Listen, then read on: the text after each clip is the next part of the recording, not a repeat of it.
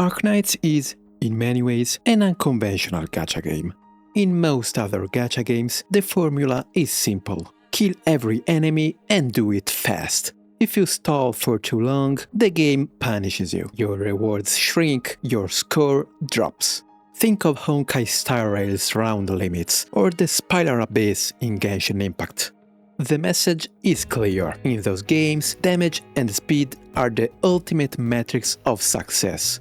Every character is judged by this standard. Even those who don't deal damage directly exist only to serve it, buffing, shielding or healing the main carry. After all, what good is an invincible tank or a powerful healer if you can't clear the stage before the clock runs out?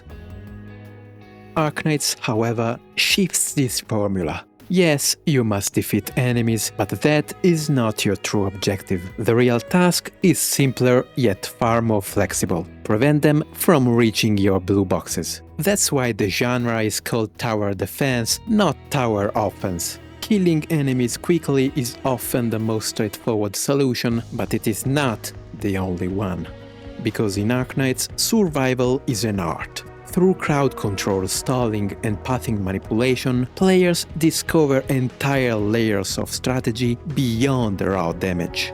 Resource systems like SP, DP, deployment limits and redeployment timers transform every choice into a brushstroke. At the highest levels of play, mastering the art of stalling and crowd control is essential. For new players coming from other gacha titles, this shift can be jarring. The game asks you to unlearn old instincts and embrace a new philosophy. Yet, this very depth comes at a cost. If raw damage is no longer the sole measure of value, then how do we evaluate characters at all? Is a stout defender more valuable than one who can teleport enemies? Should burst damage take precedence over sturdier protection? And how do we even begin to judge pushers and pullers who live outside the framework of numbers comparisons altogether? The answer shifts from stage to stage, from challenge to challenge, which makes sweeping blanket statements about an operator's true worth difficult, if not impossible. When numbers alone cannot provide clarity, we cross into the realm of interpretation. And once you move beyond the quantitative into the realm of qualitative judgment, things get murky. Some characters rise higher than they deserve. Others are cast aside, misunderstood and underestimated. When you first step into Arknights, the game wastes no time teaching you a lesson. Defending your blue boxes, holding enemies at bay, these aren't just for show. They are the foundation of every strategy worth its salt. So you learn to guard your blue boxes with layer upon layer of operators. And you start to convince yourself that sheer fortification is the key to victory. For a while, it works. The strategies feel airtight, even brilliant. And just as you begin to think you've cracked the code, the game throws at you its first boss, Stage 1-8. Its name is Crownslayer. Crownslayer ignores your blockers. With a single dash, she slips past your carefully laid defenses, and in an instant, everything you built collapses. You soon realize you've made two mistakes. First, you didn't bother to read her mechanics. Second, you believed you had already solved the game, when in truth, it had barely begun. This is what makes Crownslayer remarkable. From the very start, she exists to overturn your assumptions about Arknights, about operators, about strategy itself. Stage 1-8 offers a lifeline, a stun generator that halts air movement just long enough to take her down. But more than that, the stage offers a revelation. It opens your mind to the broader strategic canvas Arknights is painted on. The moment you grasp it, the game unfolds into something entirely new. Fast forward to November 1st, 2024. After more than 5 years as a villain, Crownslayer finally steps into your roster as a 6-star operator. Hyperglyph places her in the Executor branch, home to giants like Texas the Umertosa and Kirin Yato. Fans rejoice, streams erupt in cheers.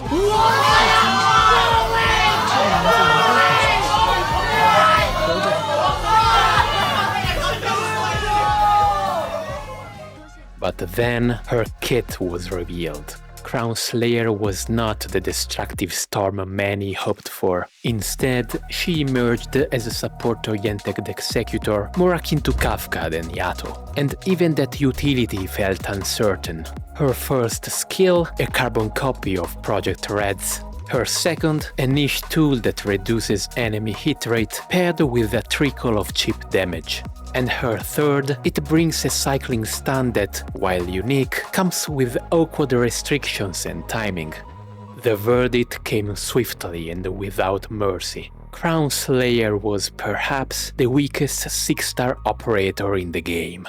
Under these lenses, it is fair to say Carnelian is better than Crownslayer. Of course, Arknights is no stranger to underwhelming welfare units. Vigil, Lessing, their fans know this story all too well. But every off-meta operator finds their champions, and Crownslayer was no exception. Her defenders argued for her value, the defensive reliability of her second skill, the near-constant stun potential of her third when enemy numbers were small, the creative flexibility her kit offered in a 12-slot team. To them, she was more than just another failed boss killer, she was a unique tool waiting for the right hands. Yet, despite their efforts, Crownslayer rarely appeared outside of meme runs and parody videos. Her presence in serious content was all but absent, at least until May 1st, 2025. On Arknights' 6th anniversary, Crownslayer received her Y module. It was clearly crafted with her third skill in mind. Among other tweaks, it extended her stun duration from 4 seconds to 6. With this change, Crownslayer could now maintain an 18-second group stun, so long as no more than 3 enemies stood within her range. Of course, not every enemy in Arknights can be stunned. But even so, 18 seconds of group control is a rare and powerful tool. And because skill 3 makes Crownslayer both invisible and a zero-block unit, she becomes almost untouchable while using it. At last, Hyperglyph had armed her with something formidable. Not the raw, damage-oriented weapon her fans dreamed of, but something more subtle and perhaps more fitting. After 6 long months of being written off as so over, Crownslayer was, in a sense, back. Still, the real miracle would not happen until August of 2025, during the 4th Contingency Contract Battle Plan event.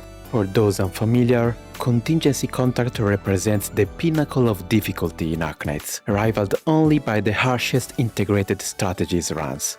High-risk clears demand perfection, teams refined down to the smallest detail, meticulous execution, and often the full might of whale accounts. In this environment, there is no space for indulgence. Every slot matters.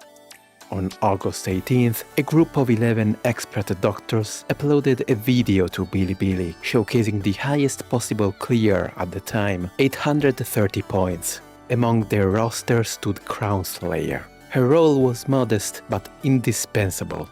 The Traffic Tower production model's enemies were not immune to stuns. With no risk tags altering that fact, Crownslayer was able to suppress them, together with Tragodia's nervous impairment effect. Her contribution may have been subtle, but it was vital, and in the crucible of Contingency Contract, that is the highest praise a support unit can earn.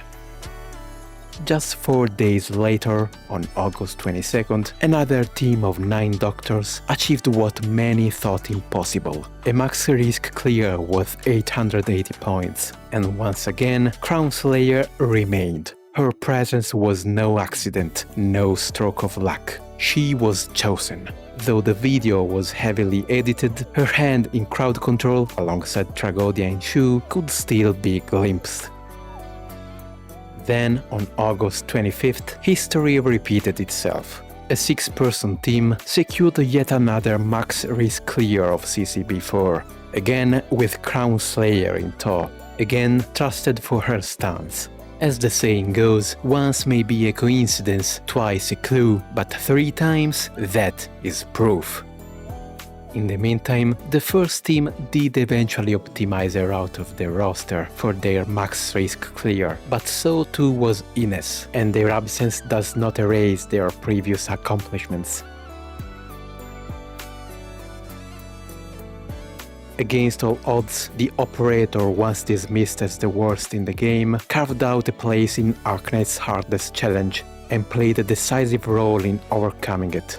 It reads almost like a perfectly written arc for the protagonist of a story.